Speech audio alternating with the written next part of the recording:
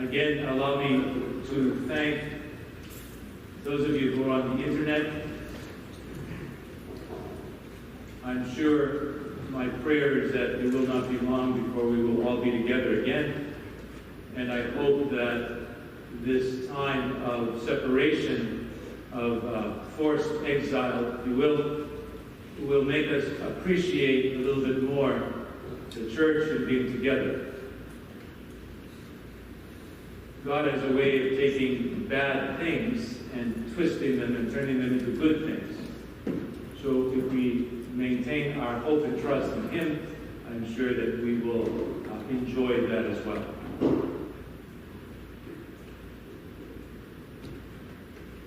I remember reading years ago about a redwood tree.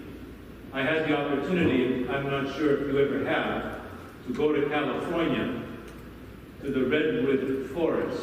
Many of you have been there? One? That's it? Two? I cannot, more than 4 or 5. I can't encourage you enough to go and see these trees.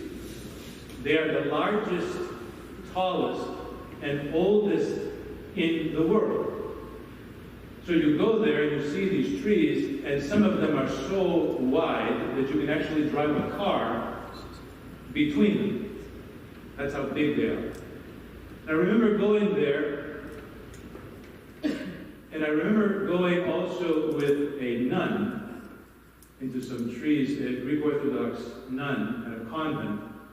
I visited there, and I'll open up a little parenthesis because we have some time. The Metropolitan Anthony, who has passed away, he was a good friend of mine, and he had invited me to speak years ago at a young adult conference in San Francisco. And then he said, I want you to go and stay at this monastery, stay at my apartment. I have an apartment there. He says, I help the nuns. And if you don't mind, he says, do liturgy for them on Sunday.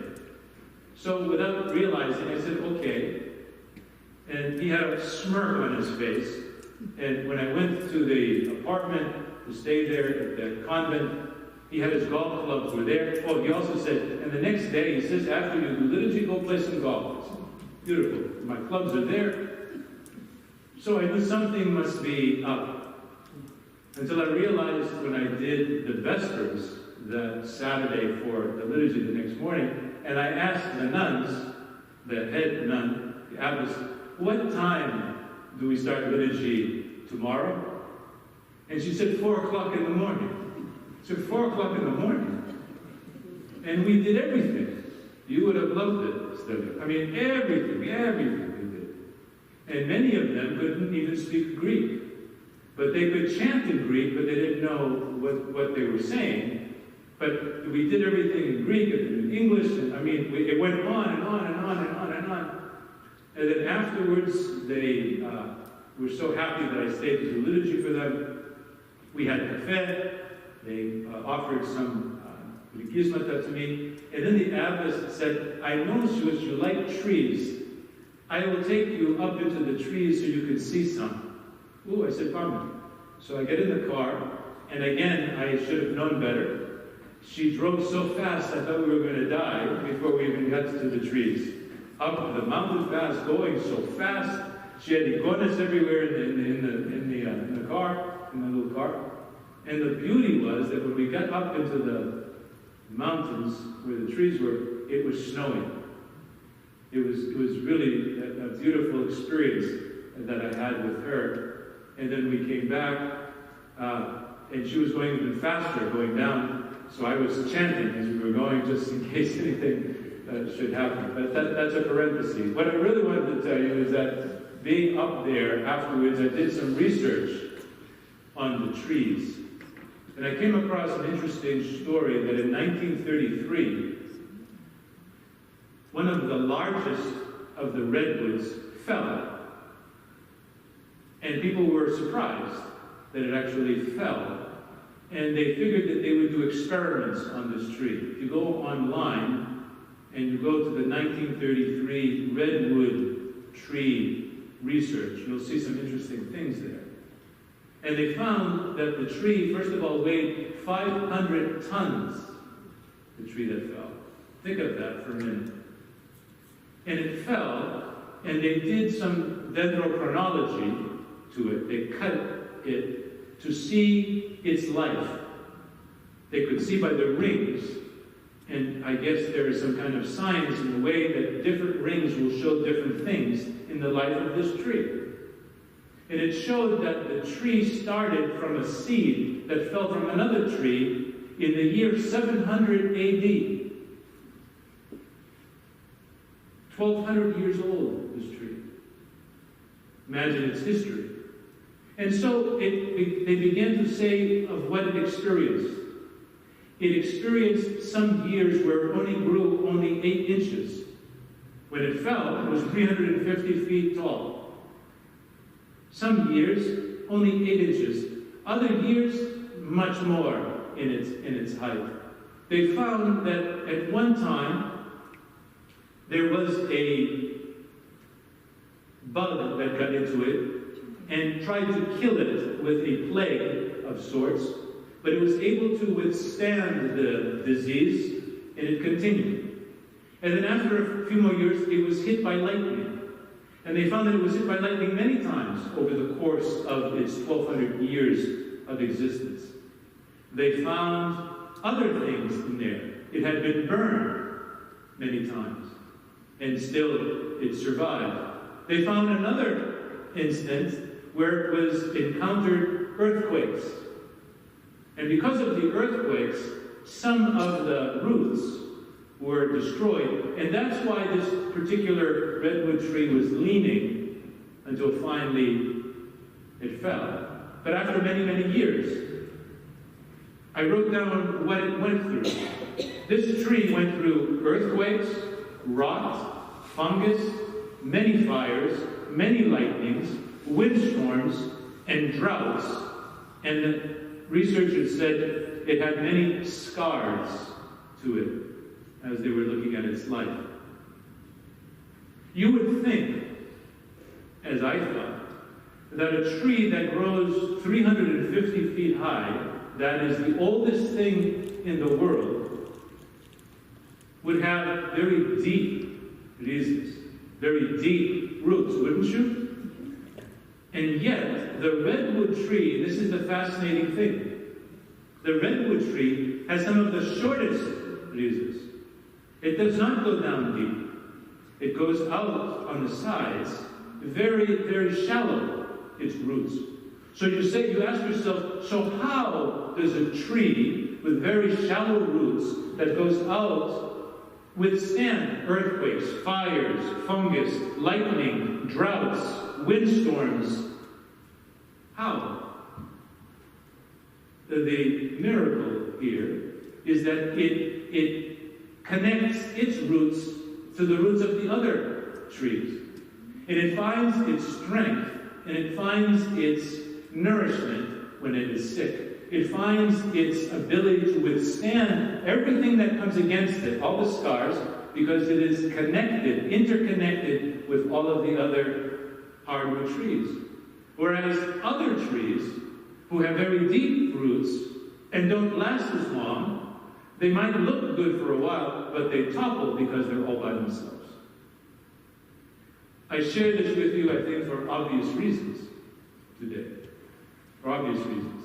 That we are strong in the church only when we are interconnected.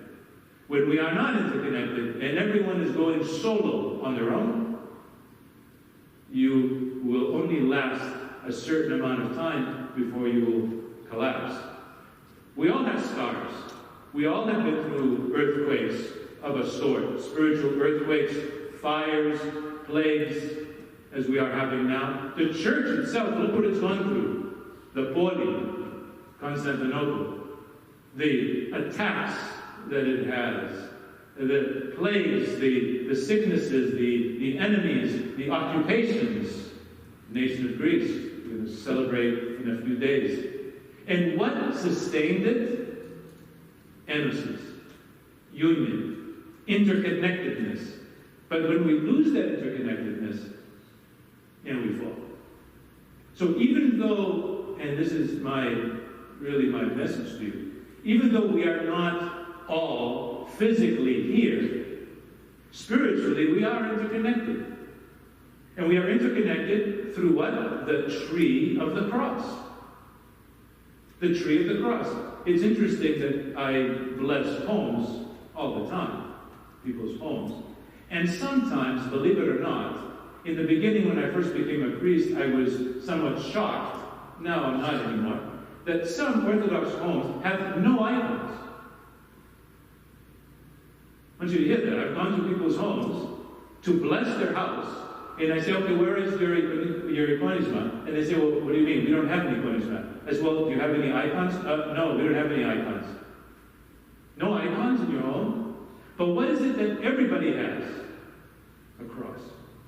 Somewhere in the house, on themselves, on their body, in their car, somewhere, what connects us is the cross of Christ. And that is the true roots of who we are. Without the cross, we are nothing.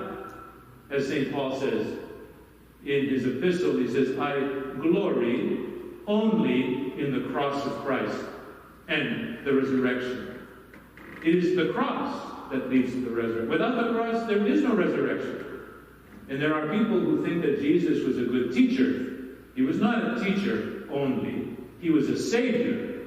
He died on the cross, and he was resurrected. If we do not believe that, then you know what? You can be here physically, but you are not connected to the church. You're not connected to the church.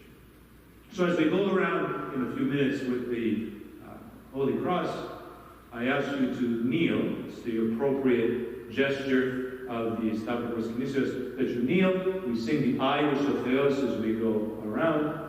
You will notice I will go around the table 3 times. I will put the cross on the table, and then we will sing the hymn of the Holy Cross.